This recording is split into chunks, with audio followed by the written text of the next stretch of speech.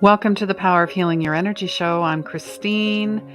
I'm a spiritual medium, intuitive energy coach, old soul healer, and soul purpose mentor. This is a live show and podcast all about unconditional love, your light, your intuition, and your soul's purpose.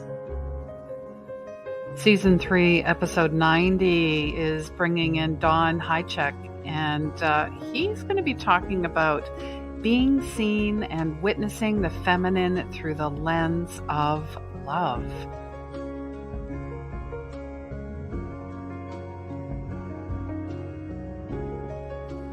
Depression and anxiety are a side effect of not living your life intuitively, not trusting your gut, the lost connections with yourself and others.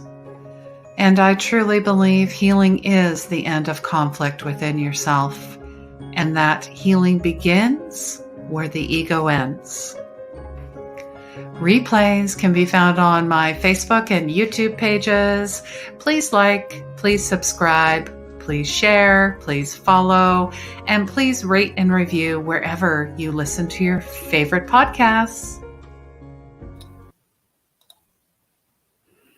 Hello and welcome everyone. Come on in. I know Patty's with us already. She's a huge supporter. So thank you so much for being here, Patty. We love you. We're sending you lots of love.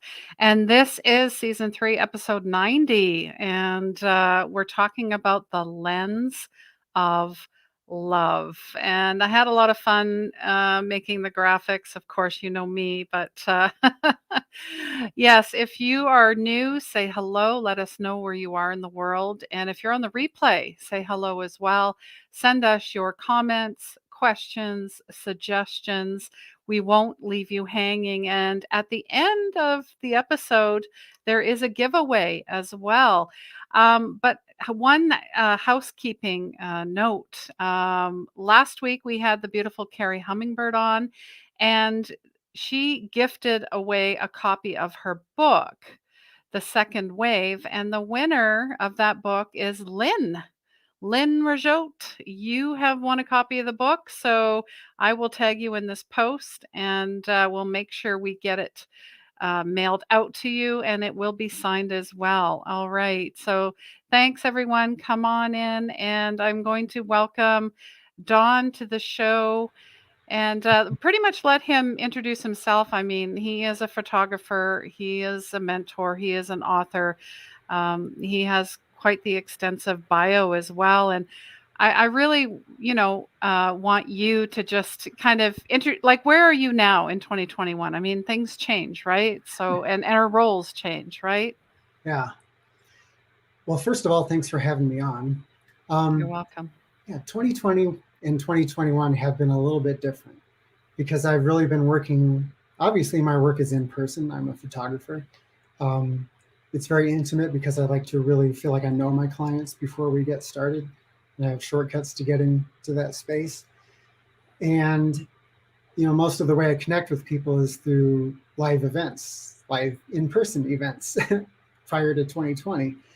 So last 2 years have been, interesting. Things are starting to open up a little more. I'm doing more travel this year, working with more people in person. So where I'm at is really tuning into the emergence that I feel is going on right now, physically, spiritually, emotionally, psychologically, right, in a lot of cases, and really helping people. What's the word for this? Take advantage of this opportunity to come back out into the light, into the world as their true selves with their true gifts shining for everyone to see. And that's a challenge in the best of times. From what I've seen, it's a challenge for me, even in the best of times sometimes. And so, it's the role that I had before, but I feel like it's even more urgent now because we need these people to come out and join us, right? More than ever with these gifts that are unique, that not everyone has. and fill these niches together so we can make the world that we're re-emerging into a better place than the one that we had before we started this current thing that we're in. Yeah, well, whatever. Yeah, whoever you talk to, it depends. But Yeah. I'm just saying hello to Patty. She's saying she made it. Yes, we see you. She's saying hello to Dawn. Hi. And yes, and we love you too. Absolutely. Thank you. And we need to say that more. I think I posted a picture and it says, if nobody told you today, I love you. And I hadn't had such a response in quite a while. Not that I'm looking for a response, but it really tells to us how, the pulse, the energy of what's going on in the world, Mhm. that people are not feeling loved, that people are feeling very lonely, Mhm. separated. Maybe even, there's lots of challenges, and people are feeling that they're alone in a lot of it. So when I guess you, as part of your bio, you said you were like a lot of times the only man in the room. And how did that? I mean, I'm sure that's shifting and changing because I watched a couple of your interviews before you came on. That's part of what I do. I'd like to find out a little bit more. And you're actually expanding. Did you say you're a certified breathwork coach, and now you're looking at doing men's groups as well? Yeah, so I am a certified breathwork facilitator. The men's work is really interesting because I mean I've worked with more than 700 women in the last 8 years, and I've worked with a dozen men in that same amount of time. I'm not in places where men are. I'm not typically speaking at men's retreats and conferences. But every year in January, I would try to launch like the men's version of what I do or expand what I'm doing to include men. And every year was met with sort of deafening silence when, a few years ago when we started having some societal upheaval around Me Too movement and things like that, more men were coming to me and saying, "Hey, like I want to feel like I'm a player in this, and I want to be seen accurately and things like that." And so I worked with a few more for a while, but then it kind of died off again. Well, recently I've undertaken a project. I'm just calling it the Men's Project right now, and it's going to take a while to do because it's actually a pretty big project I'm doing in concert with some contacts on the East Coast. But it's sort of finding out about the judgments that we might make about men that we see in emotional states. And so I've been seeking male volunteers to be a part of this photography project, and I started getting quite a few of them pretty quickly. It was more of a response than I've gotten other times when I've tried to start that program specifically for men. And in the little, send me your name and your email if you want to be a part of this, I just put a box that says, tell me why you want to be a part of this. And to a man, like every one of the people that submitted said, I want an opportunity to express my emotional self in a safe space where I know I'm not going to be judged, which is a lot of the reasons that my female clients hire me, but I haven't heard it from men as often. So I thought that was pretty fascinating that each of them said some version of that. Yeah, I believe that's because subconsciously they're at that level now. Mm-hmm. Right? So they're seeing that it's okay to show their feminine side just as much as us ladies, that yin and yang, that masculine, feminine, it's coming together. Like we're joining, we're seeing that really at the end of the day, we're one. There is no separation. Right. Yeah, it's that the light that's shining from every person, right? There's different balances in each person, but we still hold all of it to some degree. I just Mhm. I feel very hopeful with the way men are reacting to this work lately. That this is another part of that emergence too. Like I want to bring men along for this ride, and yeah, hopefully it'll do some small part towards bringing us all together and helping us each see that we're all connected in that way. Yeah, I think that's amazing and really how you have evolved from you started out in marketing. I mean, are you still doing that part? Because I, was on your website and there's a branding component and You're Hmm. really looking at you're honing in on the introvert. Yeah. So the way that all kind of unfolded, my since 1987, I was in the advertising industry first as a 19-year-old. Now everybody knows how old I am, and then on to, um, you know, as an art director and creative director and a lot of web development. I got paid a lot to do the work, but I didn't love it, especially in the corporate environment. Uh-huh. Um, and became an entrepreneur and was part of a lot of different startups. I'm near Boulder, Colorado, so there's a lot of startup activity here. But about 10 years ago, I realized, I really just want to do the photography that I'm directing other people to do, and struggled with it for a while, just finding traction with the work until I realized, I'm not a wedding photographer. I'm not a boudoir photographer. I'm not a birthday photographer, commercial photographer. Because the response I was getting from specifically the women I was working with was that they were feeling some transformation through the process of working with me.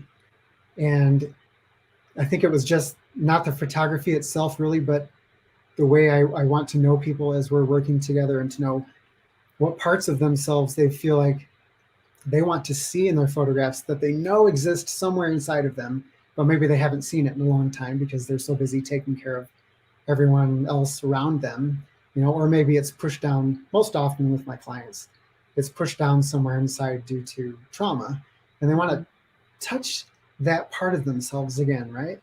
And so that was decidedly not marketing, really, except that the people that were finding me were women in transition. So in a lot of cases, starting a business, entrepreneurs, or wanting to grow their business or wanting to get to the front of their business. And so that reeled in sort of the things I had let go of around my marketing background so that I could help them make those connections to who their ideal clients are. Now, what was interesting to me was that the conversations were not different because I still want to know, even if it's for their business, I still want to know, what is it that you bring to the table that someone else doesn't bring to the table? It's not how I ask them that, but that's what I'm getting from them. And then just by expressing their true self and what they do bring to the table, they're attracting the ideal clients and not bringing in people that they're not going to vibe with, that they probably in the end don't want to work with, and allowing them to share those gifts, right? And then the third level of that has been some of the corporate work I do, where companies will have me come in and photograph their employees, for example, for their website. And they don't want just a bunch of faces of people who are annoyed that they have to take some time out of their work day to be photographed. No one's like, oh, there's a photographer coming to the office tomorrow. I've got to dress nice and make sure everything's all taken care of. Well, even if I have limited amount of time with those people, I want to find out quickly, how can I get this person comfortable, which I think is probably the main gift that I bring to this work, getting people comfortable quickly. And then when those people show up on their website, people aren't just seeing photos of people in discomfort. They're seeing, oh, this is the person that brings this to the table. This person's got a little, capacity for humor. This person's very serious and knowledgeable and really brings the character of the employees into the work. So long story short, it's always branding. It doesn't mean it's always about business, but it's who that person is, what they stand for, what their values are in their gifts too. Yeah, you're showing the human part of it. That's what you're showing, not the, oh, I've got to wear a certain outfit and look a certain way and look like I look very, very serious because that's what I do. And I think that's inauthentic and that doesn't hold anymore. So that's amazing you can do that. I had a boudoir photo shoot in 2016, and that was a that was a transformation. Yeah. She did an amazing job. So Patty's just saying love is what we should all be showing because that's what we want. Mhm. Absolutely. And she's talking about men. Men seem to be afraid of showing feelings at all. I don't know why. Is it because they're afraid of being judged by their peers? Oh, you're asking me that question. Yeah. So Yes, can you speak to that as a man? Yeah. I think it's, I mean, I have my own sense of what it is. A few years ago, I walked on a stage to give the speech that I usually gave. And I just that day was feeling like this isn't what I'm supposed to be talking about. For some reason, I just had that intuitive hit. And I actually closed the laptop so the slideshow went dead. And I asked them to turn the lights on. And I just looked out at this sea of women and I started talking about men and kind of what I spoke about earlier, how I would try to launch this program and try to launch this program. Well, there was a time when, nobody wanted to be involved, but I said, could I just sit down with you, buy you coffee, talk to you for an hour, even though you're not a part of this? And so I interviewed about a dozen men. And at the end of the first interview, I asked a question that I didn't have in my notes. I wasn't planning on asking this question. And the person I asked the question to stood up and walked out of the coffee shop. And I thought, I need to ask this question the next time. So I had the next interview at the end, I asked the same question and that person said, you know what, I'm not talking about that. That's off limits. The next man, I asked the same question and he got very emotional, said he didn't want to talk about it. Well, the question that I asked these people was, who taught you how to be a man? And I asked it knowing that I didn't have an answer. I was just curious what people would say. Well, that was an extremely triggering question for them. Now, when I told this story at that event, not knowing what I was going to actually talk about, someone shouted out from the audience, of course, who taught you how to be a man? And I was like, I should have been more prepared for that question, right? But I just thought about it for a moment and I realized, I had an absent father and all these things, not a lot of great male role models in my life. The people that really taught me how to be a man are my clients. And it's when I walk into a room with a woman who is terrified usually about having the session at all, possibly a trauma survivor. I've done boudoir photo sessions for rape survivors, like serious stuff where someone comes in and says, this is the first time I've been alone in a man with a room since the day, alone in a room with a man since the day I was assaulted, but I want to refine this piece of myself. Can we get there? And yes, we can get there.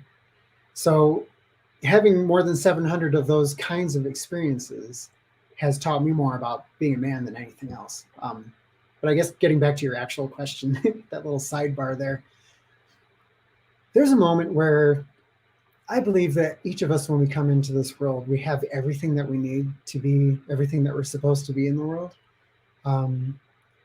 What happens is, at different moments, but certainly by the time we walk into school the first time, I know for me and for lots of other boys, there's the moment where we walk into this group dynamic with a bunch of other boys, kids, whatever, and we run up and we say, hi, I'm Don, and I want to play with this toy. And then someone turns to them, some other child, and says, what you are right now is not okay in this way, right? And that can be expressed in a bunch of different ways. I won't say any of them because they're all vulgar, but right, there's something said to that boy that shuts down this piece of who they are, usually the sensitive piece or the emotional piece or the vulnerable piece or whatever that is. The caring piece, the nurturing part of that male child,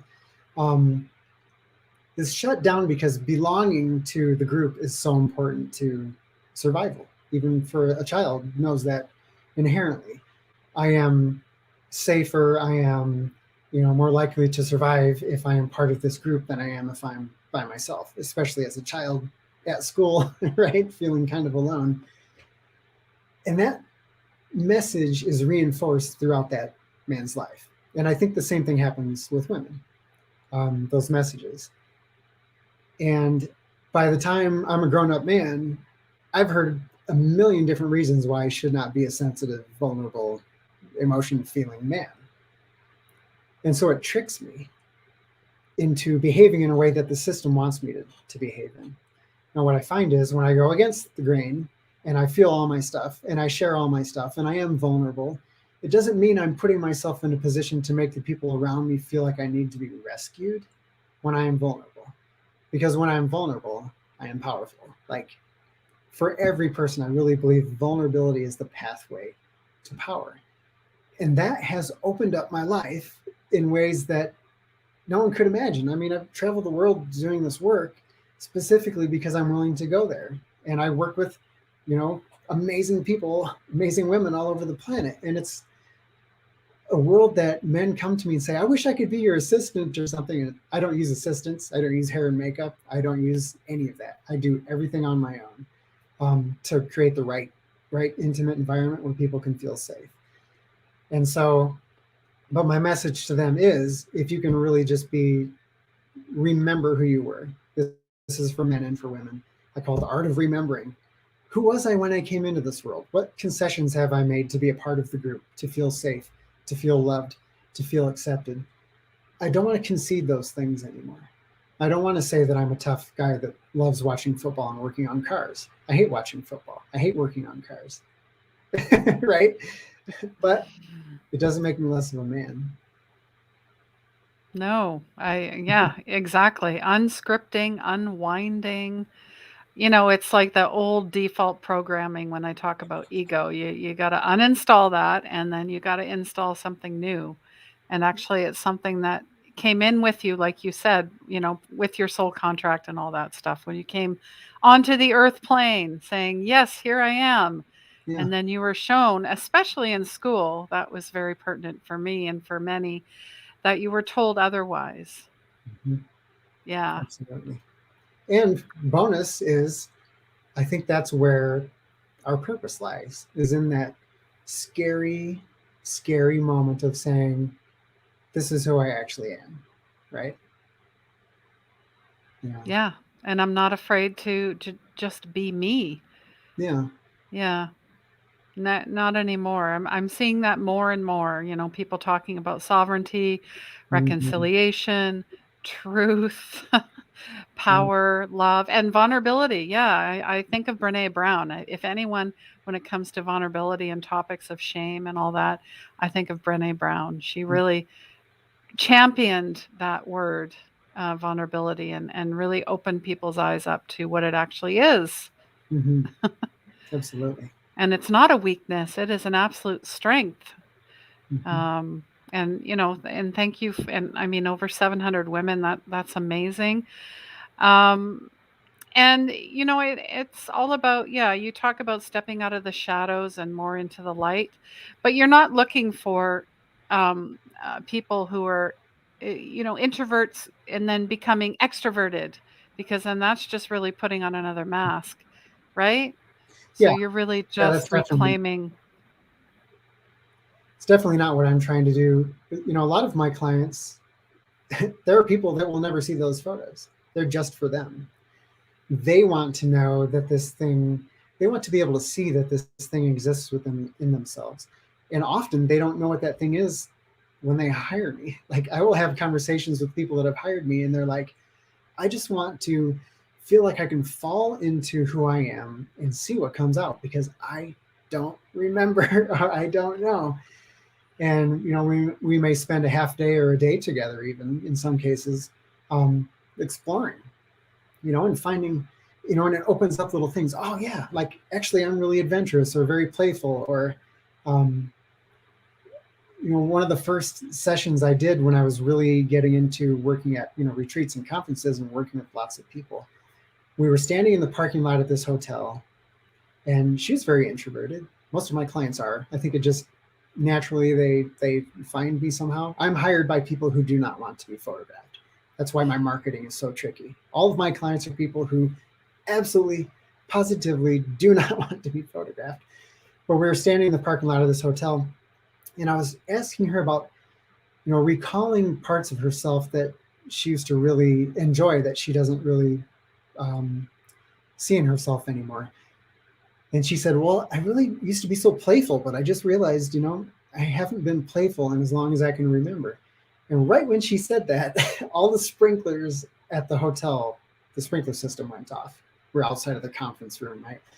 And I said, Would you be willing to get wet for the next 10 minutes before we have to go back inside? And she was like, yeah, absolutely.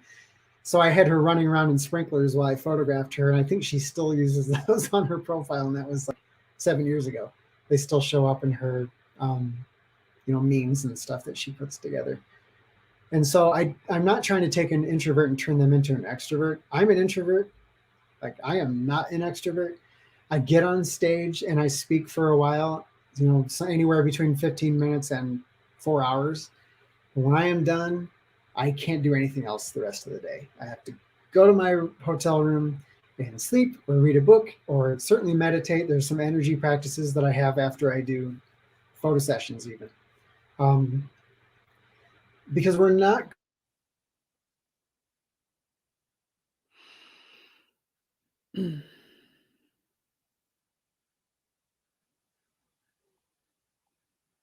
Okay, I'm not sure if Dawn has I frozen think on me.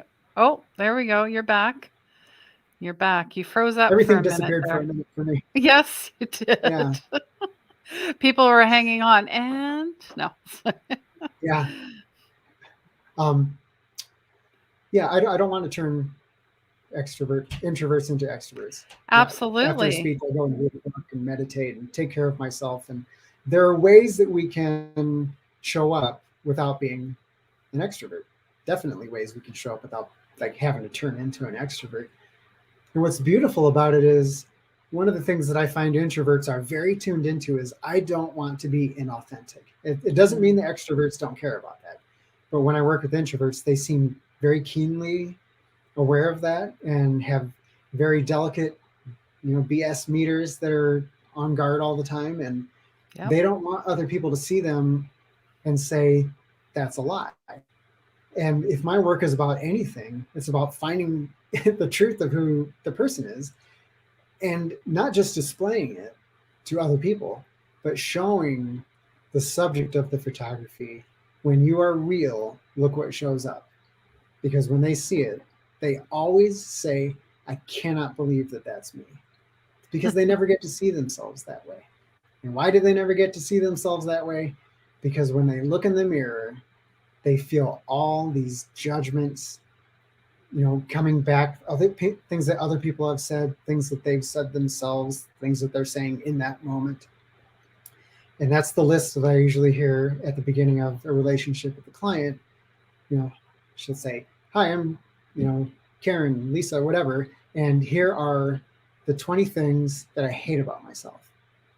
And I'm going to verbalize them to you so that I'm taking away, your ability to assign those labels to me, even though I never would do that. But there's a fear in that. So anyway, it's all a process Yeah. that No, I and love. then that's amazing. It reminds, like you said, a BS meter.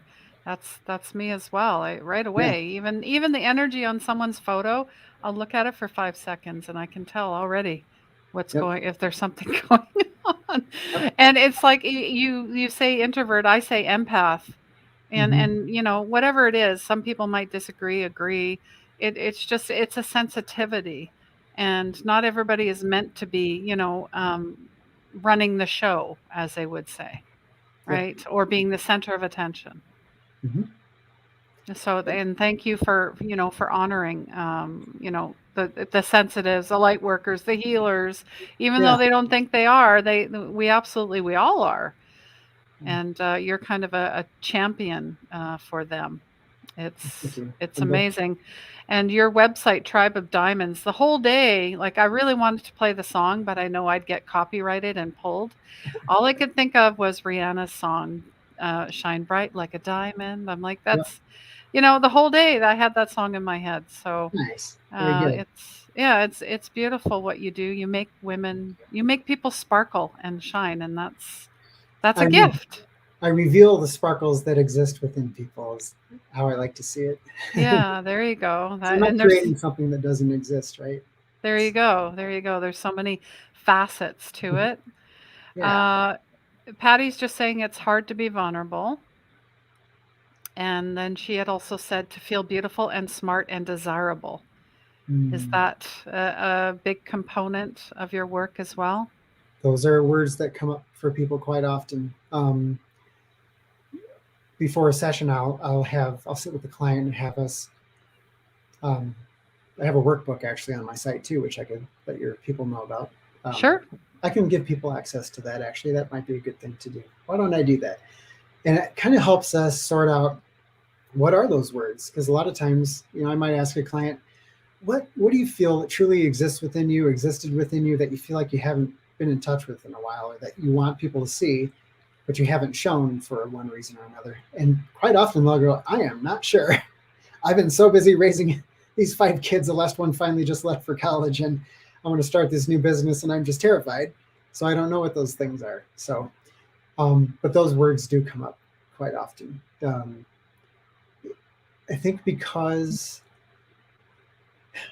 my heart is really in working with trauma survivors. Like that's why I'm on the planet. Like I know that that's why I'm here, but it's hard to have that be the front door for people.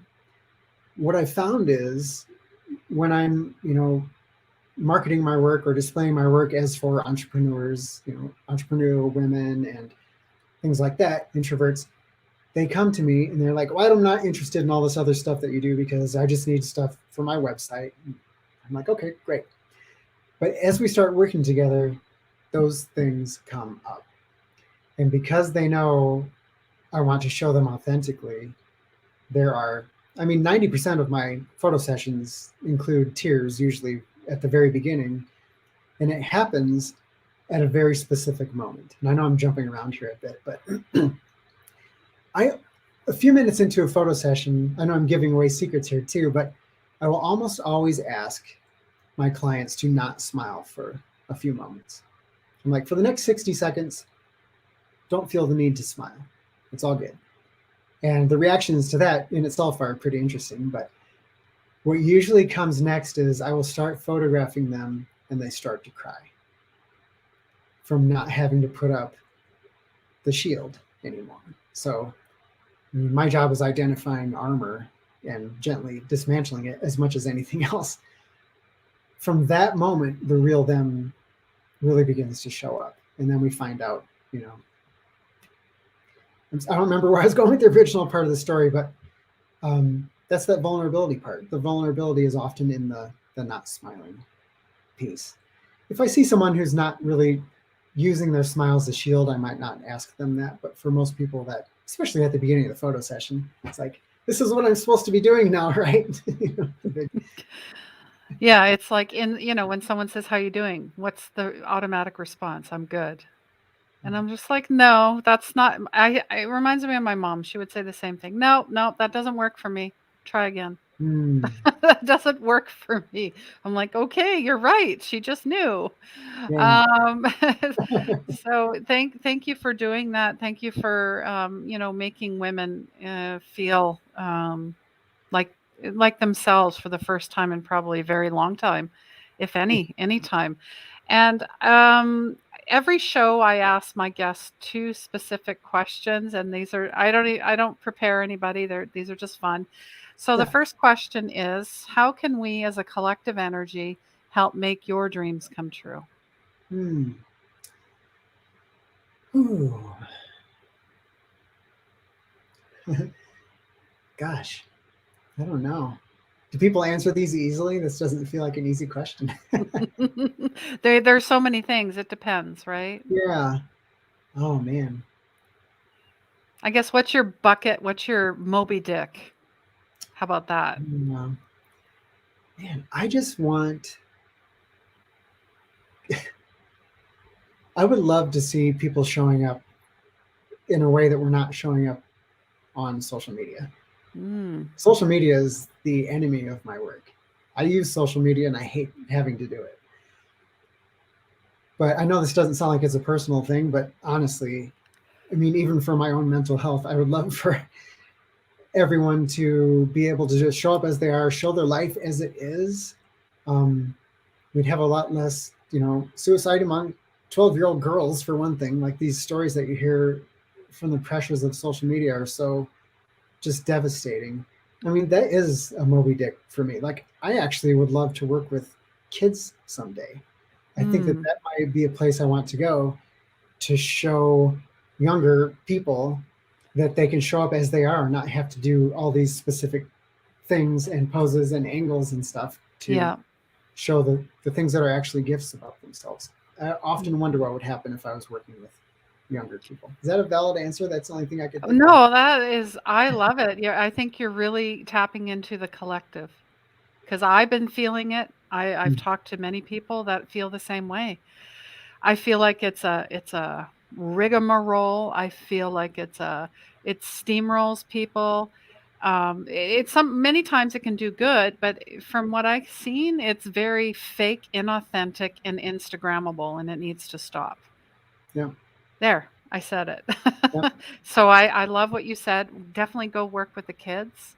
They're so impressionable and like they speak the truth. yeah. And they're so wise, wise beyond their, that we are. They're star seeds, indigos, right? Mm, So we mhm, need to really facilitate that.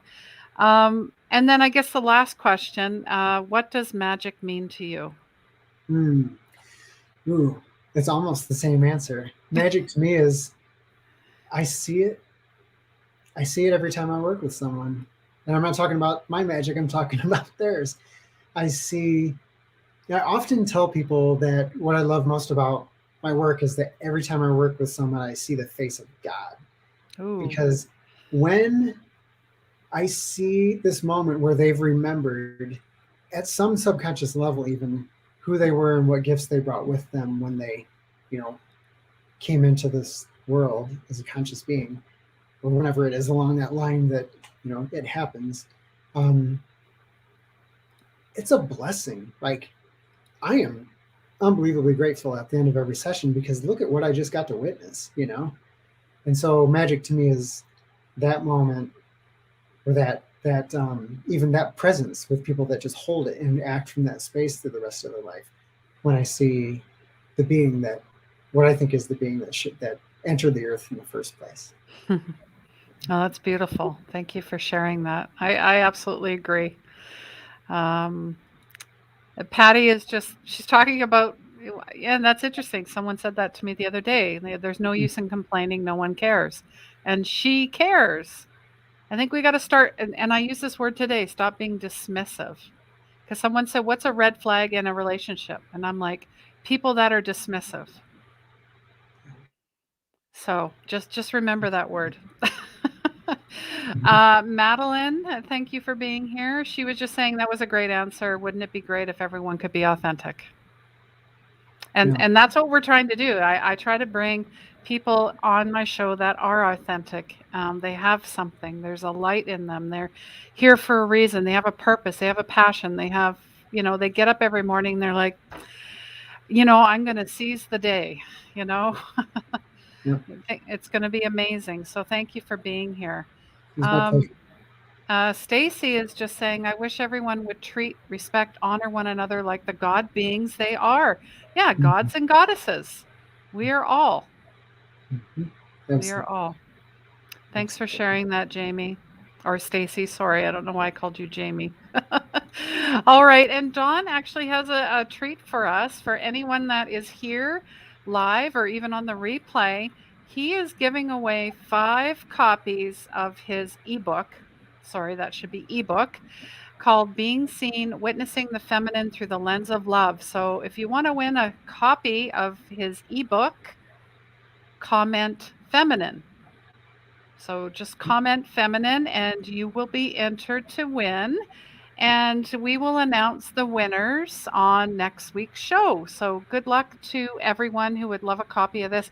Now, I went on Amazon and had a look, and you have a lot of beautiful reviews. The photography, people are blown away by the book.